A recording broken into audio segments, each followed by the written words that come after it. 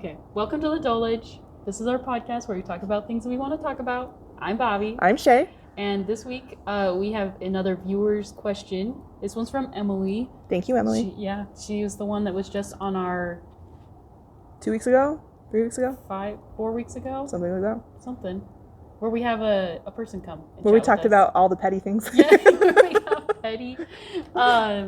Anyway, so her question was, what do you do when you're not allowed to do the thing you want to do? And this is such a broad question. I know. I love, because you could take it from like the exact moment, like somebody says no to you, like right. What do you do in that exact moment? Right. Or you could just be like, well, I wanted to do this thing for 10 years and now I can't do it. So like, how do I like existentially refigure my soul? Right? Yeah. So like, it's a broad question. Yeah, for sure. I think it's fascinating.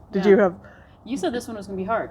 Well, yeah, but then I spent an hour thinking about it. So it's gonna be a 10-minute podcast, and I thought about it for like an hour. Yeah. Okay, so my thought was, I want to start with like the initial, like, what is your initial reaction when you can't do something? I agree. It does. I think it depends on how intensive the thing is, because if it's like I've wanted to do surveys for fencing, and you or Quentin will be like, sorry.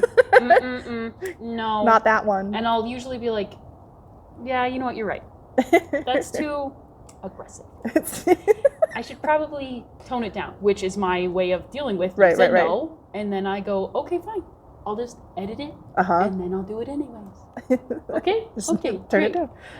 If it's something like you said, like, oh, I've been waiting for 10 years to do this, or like, for instance, like when I wanted to go to England the first time to see some friends, and my mom said no unless you get someone to go with you, right? And I was asking almost strangers to go with me. Please, will you go with me? I asked all of the siblings. I don't think I asked all my siblings, but I think I asked one. I think I asked Quentin. Obviously I wasn't asking my mom because I was like, she's just gonna hang out with my friends, right. I asked my grandparents. I was whatever. It finally came down to somebody at church that was like, oh, I go there for business. And I was like, sick at the same time as me. Yeah. And so it worked out. So I think I just end up most of the time, if it's something that I really want to do, I'll push to do whatever I can do to do it. If it's something that it's like on a whim and you're like, yeah, all right, that's not that important, work, then I'll just be like, yeah, you're right.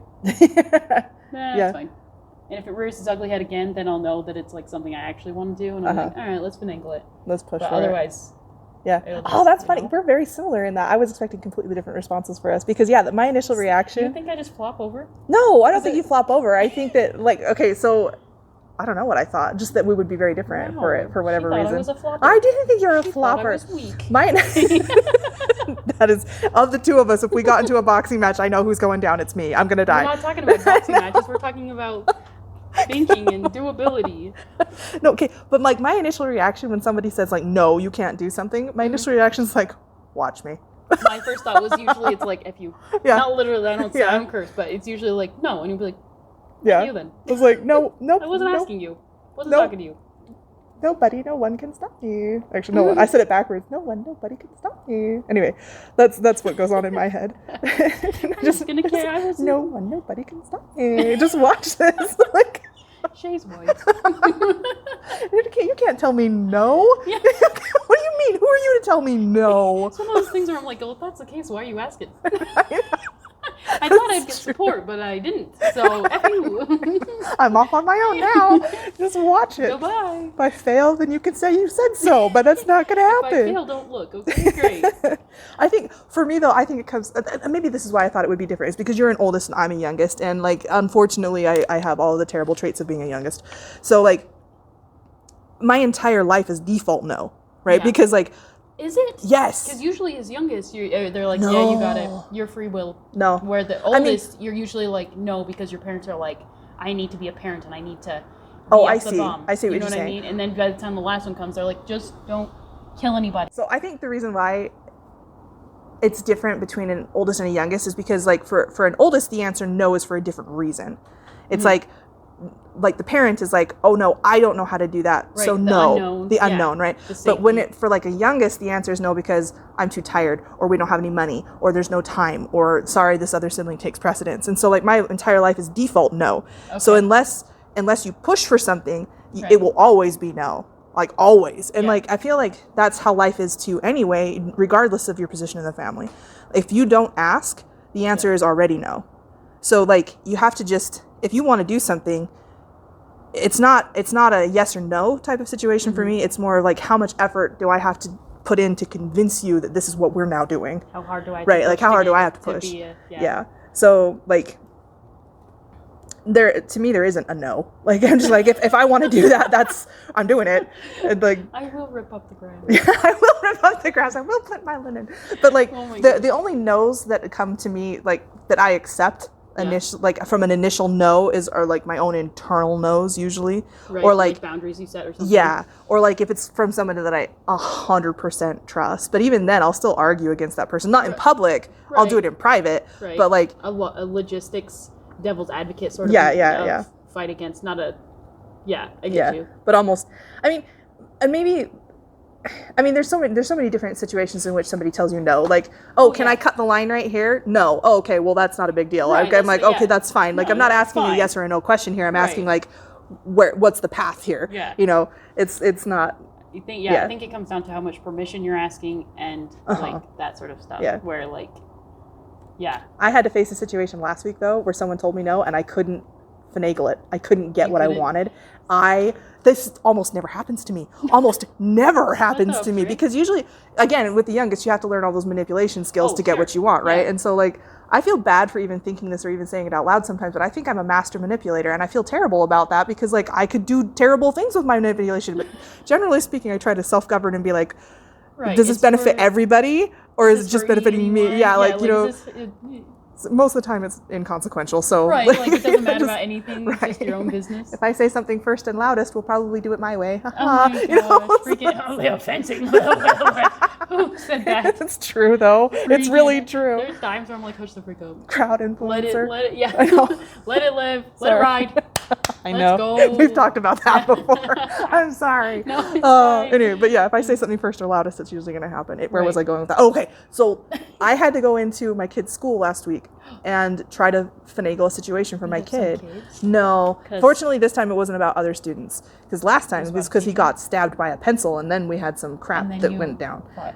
Yeah, Kid. no. So he had a teacher that he was not whatever. prepared for the class, and that's my kid's In fault. general? Or In for the general, whole he's thing? just Like, he went to it's an AP, advanced. or Yeah, it it was an was- advanced okay. placement class, and he just wasn't prepared for it. So he's doing poorly, which was good for all of us to learn that. Sure. So whatevs. But we were supposed to drop classes on Friday, and I went on Monday. Oh no! 3 days later. Oh. Yeah. Anyway, and they're like, well, no. I feel like that's probably one of those youngest kids ones where they're like, I'm sick and tired, and this is the 8th year I've had to do it. F you, I said Friday, and I meant Friday. I know.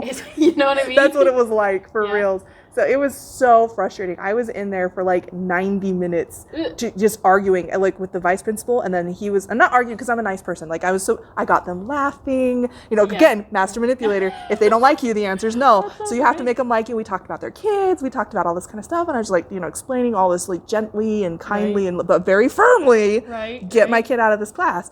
And it just was 90 minutes of heck. He finally was like, you're not hearing me. And I'm like, you're not hearing me. So he had to go get the principal and bring the principal in. So now I've got the VP and the principal, and we're like starting over from the beginning, explaining the whole thing again. And I'm like, what can you give me? What can you do for me? Well, how can you help me? Like, just whatever. Like, I'm like, what concession can we have go on here? And finally we got him out of the class, but we couldn't get him out of like the study hall. Okay. And I'm like, shouldn't it have been the other way around? Like, the study hall is the least important of the two of these. But like, well, if we take him out of the study hall, then we have to take everybody out of the study hall. And I'm like, is everybody asking? I was going to say, why does everybody have to come out? And you know what? And if everybody did come and ask, you realize you've got a bigger problem than just my kid, right? Yeah. But anyway, it was just, they wouldn't do it. And I was like, what do you mean? What do you mean you're telling me no? Like, I went home and I was so upset. I was angry. Like, so this is what I do when apparently I can't do the thing that I want to do. So this is like perfectly timed for this question. I was so angry. Like, I stomped around my house, and like, fortunately nobody was home except for the cats. And I was like yelling, and I don't make noise, right? Like, we've talked about this on the podcast before too. Like, I walk quiet. I close doors quiet. I was like, Were the parents home? No, nobody was home. So that's why I felt like okay to do it. If they'd been home, I would have been punching a pillow somewhere quietly. But like, Yes. I couldn't believe it. I Yeah. could not believe that someone would tell me no and I couldn't manipulate my way out of it. How dare they? How dare they? Oh my gosh. That makes me feel a little better because recently I've been on this kick of like, I want to have my cake and eat it too situation, which is just poopy. So you just try to do stuff and you're like, surely if everyone just pleases how I want it to go, then it'll all be fine. It'll work out. And then it just makes you go insane because you're like, this is not gonna, no two sides are also gonna be all, that's why they're two sides. That's why they're two sides. Freaking, yeah. Yeah. Oh, man. It is rough. It is rough. How dare people tell us How no? dare they tell us no? Oh my god. There's that initial panic, though, when somebody tells you no. So, like, I was thinking about this, too, and how I address situations that are uncomfortable in general. Mm-hmm. I have developed the skill of what I call initial panic. Yeah? So, it's normal to be upset by stuff, right? Oh, sure. And so you have to, and I'm sure that, like, some psychologist or somebody is going to be like, oh, yeah, that's a basic skill. Didn't you have that? No, I didn't, okay? So... I didn't learn that, okay? I didn't learn that. But like I time box the amount of time I'm allowed to panic. Who are you? Yeah, no, I'm I would for love real. to see your schedule. So this is my thinking time, and this is my angry time. This is when I eat, and that's at 5 p.m. And then I don't go to sleep for a while. No. And then I go to sleep. Like, No. what the frick? I give myself how much time, like, and according to the situation. So, like, if we're like in an emergency situation, it's a few seconds to panic. Like, Sure. just panic, like, and then move on because you have to move on. Right. You, gotta, Right? you have to, yeah, Like, do the business. And Fix you, the like in situation. panic situations, that is very quick, like 1 or 2 seconds where you're like, okay, address this. I acknowledge that I am having a systemic issue where my body is panicking. There's adrenaline pumping. Move on, Yeah. right? But you have to acknowledge it. Otherwise, it gets you. Yeah. So- Yeah. But then, so you time box the panic and then go into problem solving mode. So when I'm not allowed to do what I want to do, Yeah. panic, problem solve. Yeah. So that's what I do. Okay. And apparently scream, walk around and scream.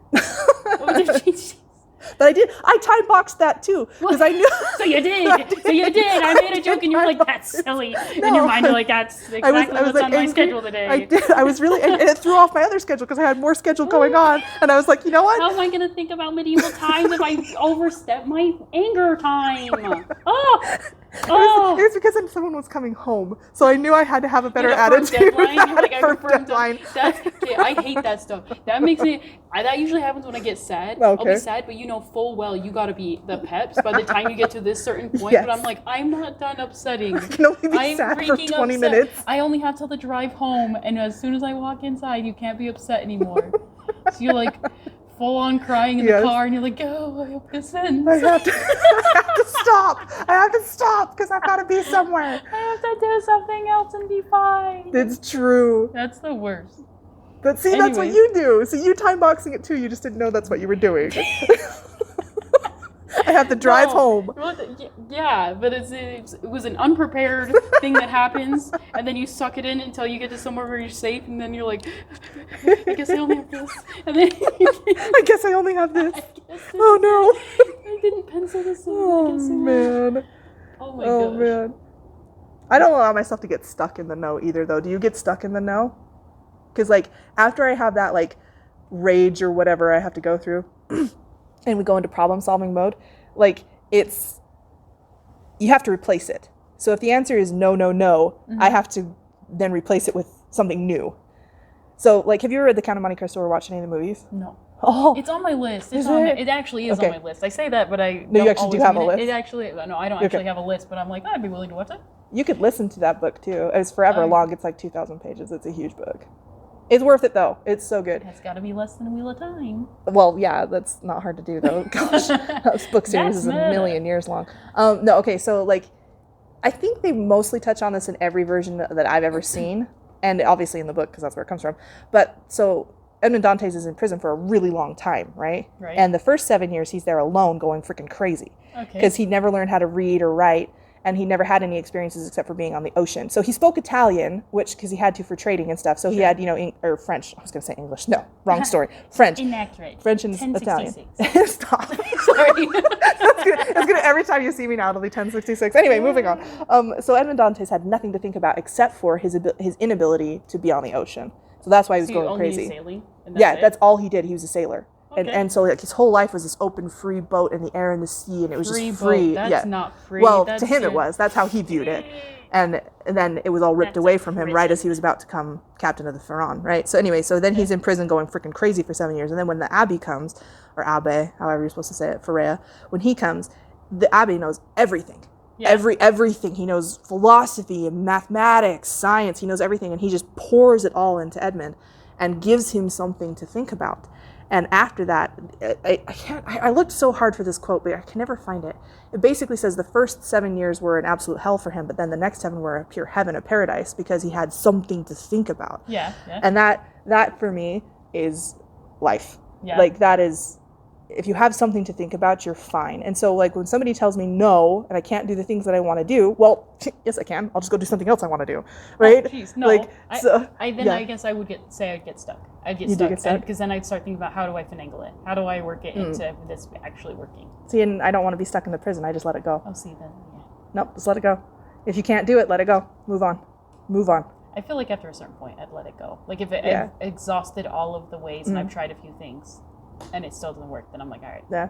I think I learned that lesson early on to let it go, because I'm still stuck on something that happened more than 20 years ago, and I can't let it go. And it just is, Firmly it's grasp it. there forever, like a rock in my soul. And I'm like, I want that to go away.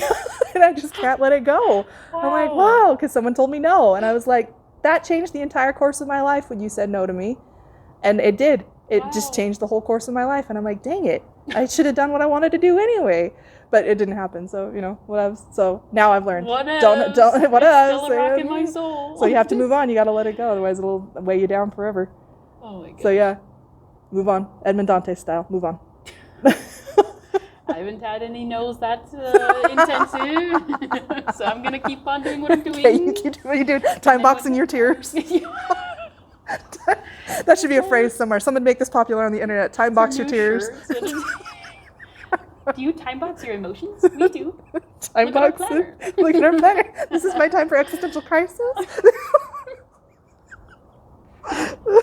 All right, there you Oh go. my That's it. That's God. all I had. Do you have any other things? No. Okay. I hope that answered your question, Emily. Let us know what you do when somebody tells you no. Put it in the comments. Time boxing. Time boxing. Anyway, thank you very much for listening. Please share your thoughts. What can you do when somebody tells you no? Do you cry or do you get angry? Do you punch pillows? Oh my god. Anyway, thank you for Thank you, listening. bye. Bye.